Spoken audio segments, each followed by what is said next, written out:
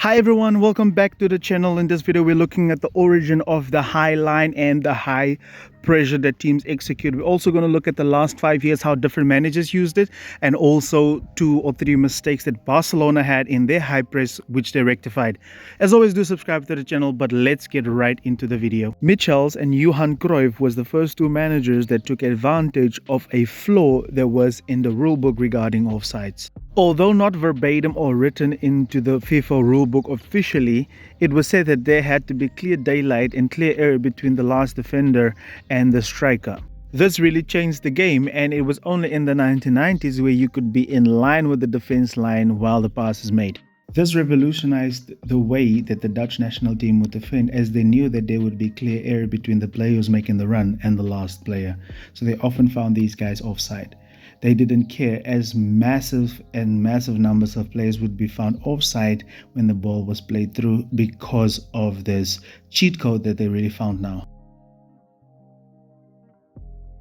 Klopp's Liverpool was actually the team that got identified for their high pressure, as they would compact the spaces, eliminating all the nearby options for the opposition, leaving all the available options on the far side of the pitch as they wanted to be compact. The whole point of the pressure for Jurgen Klopp's Liverpool was staying compact as possible up front while eliminating the nearby options, meaning that the passes of the opposition now has to be extremely long, especially a team like Manchester City, meaning they have to make long passes, and we all know that Guardiola prefers his team to play the tiki-taka way.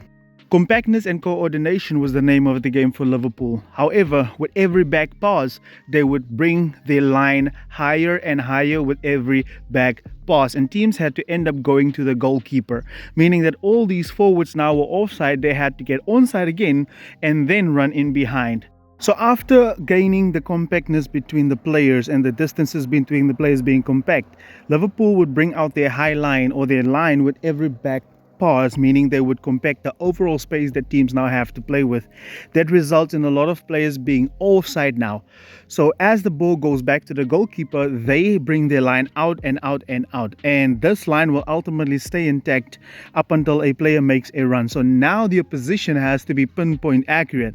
Look at how Mahrez holds onto the ball a little too long, and now Erling Haaland is offside. And not only Erling Haaland, Kevin De Bruyne also ends up being offside because they could afford to bank on the speed of Virgil van Dijk. In the latter years of his reign as Man City manager, Pep Guardiola has been chopping and changing like crazy.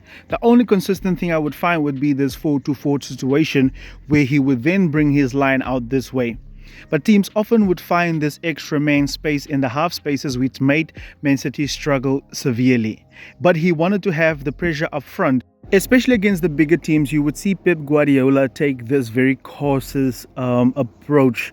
And that is maybe why the results haven't been resulting for Manchester City in this way, where he would have 2 players up front to basically close down the space and the spaces in the middle. So most of the bigger teams, they have this common thing where they want compactness.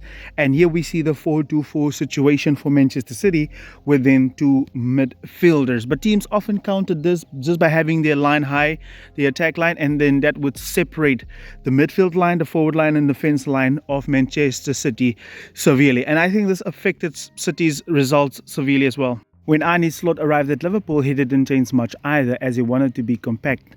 However, this extra man in the midfield would be a problem, but he didn't have a problem of having one of his center backs actually commit to this player and go 3 versus 3 at the back versus Paris Saint-Germain, which is crazy. Similar like Pep Guardiola, you see here that Liverpool under Slot also had this 4-2-4 situation, but this was much more organized and adventurous. But compactness is the name of the game, and here you can see that the defender was actually coming out to the midfielder in order to press, because they wanted to have compactness up front for their team. And the fullbacks would also go into these areas where they wanted to put pressure way up front and sacrifice and risk, but people only want to talk about Barcelona's high line. However, Luis Enrique has been the guy who was more safe than most teams, where he would actually have a back line against the bigger teams of 5, right? And then it would be much easier then for the player to join the midfield should there be an extra guy. But even Luis Enrique wouldn't mind having a back 3 as long as they were compact and have pressure up front.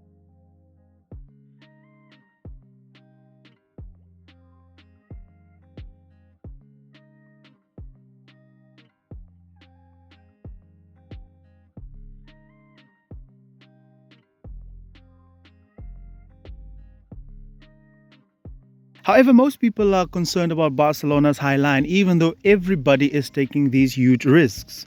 But I think I have found the difference between all of these big teams and Barca's pressure.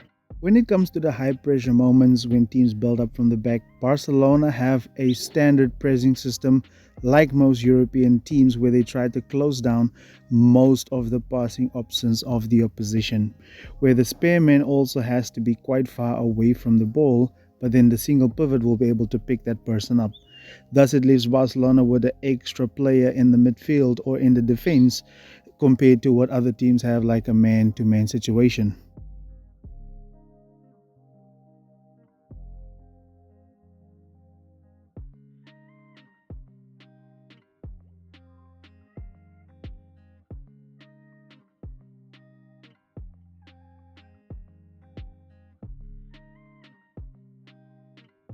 One of the biggest issues I've seen with Barcelona's high line is when the ball gets played into a player and one of the defenders have to go and mark this player. They often don't win their battles, and then instantly you have this player now in behind. And I think Atletico Madrid was actually very good at taking advantage of that. And this player is not often there in order to cover for the mistake or if the defender does not win that battle. Luckily, Mbappe is offside in the situation right here, but Barcelona really struggles in order to deal with this where they come into the midfield and defend. And to be honest with you, there's also no real anticipation by the other defenders in order to see this coming. Like, if your friend or your fellow defender is in trouble, you have to cover for him. I do think the disconnect for Hansi Flick's high line was with the inactivity of the double pivot, but I could be wrong. When the people went in to press up front, you would see that oftentimes the double pivot didn't pick up anybody. That's why the opposition could easily get into these areas, pick up the ball, and pick out their players, and then they were in behind. It was only later on when Hansi Flick realized that his double pivot also needs to join the press, and then just like the other big teams which I just showed you, would actually come and commit a player, a defender, and then risk being 3 against 3 at the back. In the 4-0 victory at the Bernabeu, we actually see evidence of this. Here we see that Casado and Pedri is not really involved in the pressure up front or involved in marking any players, right? You see them running around, not picking up anybody. They are just there trying to protect the center backs, right? But that's not really necessary if you see how the other big teams press, right?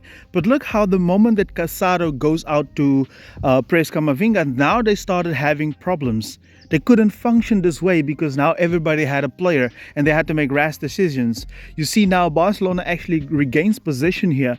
So it's a very important thing that your double pivot has to be involved in the press, and I think that's what's been missing for Barca. Same thing with Atletico. Look at how Pedri were actually going up and applying pressure, and Barcelona won this game 4-2, I think, right? So the double pivot has really been the missing link in the press. Look at Pedri up high, putting nice pressure against these players and putting nice pressure on these teams. So that is really a huge difference for Barca. So committing the double pivot into the high press, you just have one of your center backs. If there's an extra man, then your center backs come into the midfield and cover that space as well. But what do you think? What has been the missing link in Barcelona's high press? And why do Barcelona make so many mistakes in the high press? And why everybody else actually has not a lot of faith in Barcelona's high pressure? As always, do subscribe to the channel. I will see you guys in the next one. I hope you guys enjoyed the video. Leave a like and do comment on the video.